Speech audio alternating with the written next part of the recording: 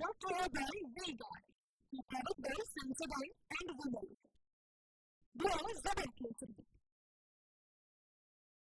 અમદાવાદની આ વાત છે, ફરી પાછા અમદાવાદ આવીશું, પણ તે પહેલા મોહિત આપને પૂછવા માંગીશું રાજકોટમાં કઈ રીતનો માહોલ છે, કારણ કે સતત રાજકોટમાં કે સૌરાષ્ટ્રના ઝોનમાં વરસાદની આગાહીઓ કરવામાં આવી છે. ક્યાંક ખેડૂતો માટે ચિંતાજનક સમાચાર સૌરાષ્ટ્ર કચ્છમાં સતત રહેતા હોય છે.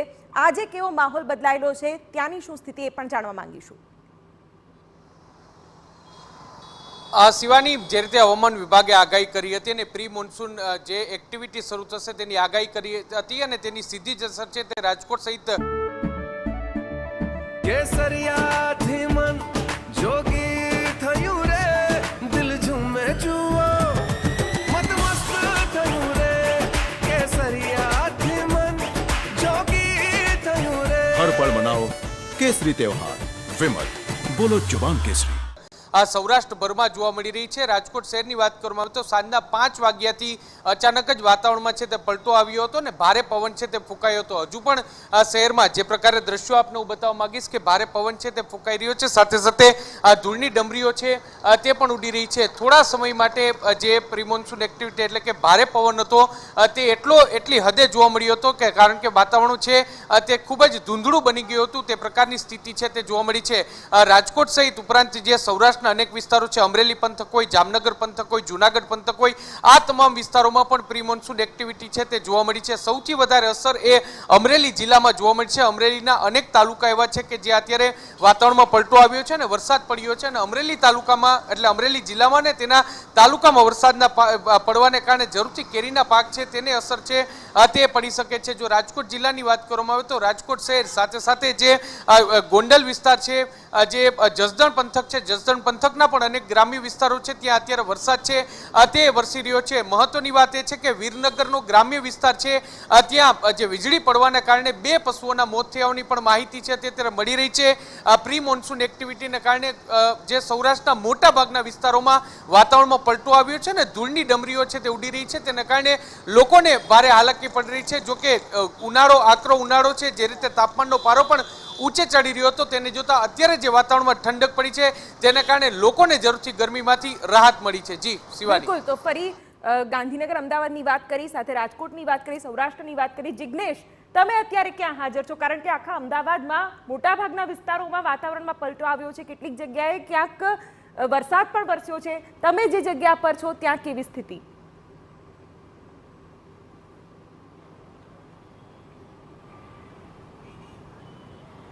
કાળઝાળ ગરમીનો અનુભવ અમદાવાદીઓ કરી રહ્યા હતા. હાલ અમે છીએ વાસણા વિસ્તારમાં.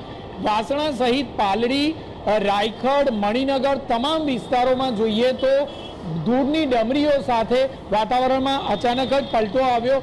ન માત્ર વાતાવરણમાં પલટો આવ્યો, 40 કિલોમીટર પ્રતિ કલાકની ઝડપે પવન ફૂંકાતો જોવા મળ્યો. હવામાન ખાતાએ આ બાબતે અગાઉથી જ આગાહી કરી હતી અને આગાહી મુજબ અચાનક વાતાવરણમાં પલટો થયો. હાલમાં જોઈએ તો વાહન ચાલકો મોટી સંખ્યામાં પોતાના ઘરે જતા હોય છે તે સમય છે અને એટલા માટે રસ્તા પર પણ વાહન હંકાવવું મુશ્કેલ ભર્યું બની રહેતું હોય છે. પરંતુ સૌથી મહત્વની વાત કરી શિવાની કે અમદાવાદ મહાનગરપાલિકા દ્વારા શહેરમાં 146 જગ્યાઓ પર વરસાદી પાણી ભરાતા હોવાની વાતનો સ્વીકાર કર્યો હતો અને આજ 146 માંથી 100 જગ્યા પર હાલમાં કામગીરી ચાલુ છે, એટલે કે ખોદકામ ચાલુ છે. આ તમામ જગ્યાઓ પર હજી કામ પૂર્ણ થયા નથી.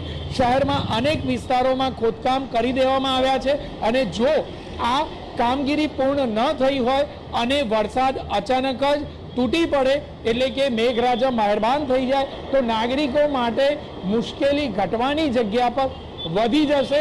તે બાબત ચોક્કસ છે. અમદાવાદ મ્યુનિસિપલ કોર્પોરેશન ઊંઘતું ઝડપાશે તે બાબત પણ એટલી જ સ્પષ્ટ છે, કારણ કે અમદાવાદના અનેક વિસ્તારોમાં વરસાદના છાંટા જોવા મળી રહ્યા છે, છૂટો છવાયો વરસાદ પણ જોવા મળી રહ્યો છે. ત્યારે જો વધુ પડતો વરસાદ જો થાય તો મ્યુનિસિપલ કોર્પોરેશન દ્વારા કરવામાં આવેલી જે આ કામગીરી છે તે કામગીરી મુશ્કેલીની કામગીરી બની શકે છે. નાગરિકો એક જ વાત કહી રહ્યા છે કે આખરે વરસાદના સમય પર ખોદકામ શા માટે આ જ કામગીરી કદાચ 2-3 મહિના પહેલા પણ કરી શકાયું હોત, કારણ કે અનેક એવા વિસ્તારો છે કે જે વિસ્તારોમાં વરસાદી પાણી વર્ષોથી ભરાય છે અને જે જગ્યા પર હાલમાં પાઇપલાઇન નાખી અને સ્ટ્રોમ વોટર લાઇન નાખી નજીકના તળાવોમાં કનેક્શન આપવાની કામગીરી કરવામાં આવી રહી છે, જેથી કરીને રસ્તાનું પાણી નજીકના તળાવો પર જાય. પરંતુ આ જ કામગીરી ચોમાસા બાદ શા માટે શરૂ કરવામાં આવતી નથી તે સૌથી મોટો પ્રશ્ન છે. શા માટે વરસાદના પહેલા જ ખોદકામ કરાય છે બિલકુલ તે સૌથી જિગ્નેશ. મોટો તો પ્રશ્ન જિગ્નેશ, છે. અને જો આ વરસાદ અમદાવાદ મ્યુનિસિપલ કોર્પોરેશન માટે પણ એક સરપ્રાઈઝ લઈને આવ્યો છે. જિગ્નેશ, રોનક અને મોહિત, આપ તમામનો આભાર.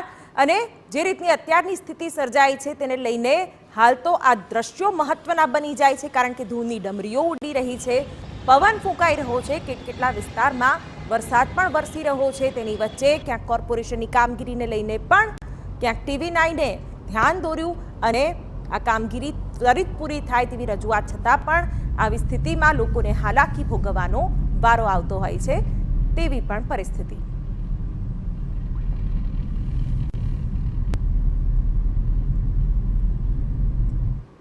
brought to you by Viva, to private girls, Sensodyne and Vimal. By Zebra Kids.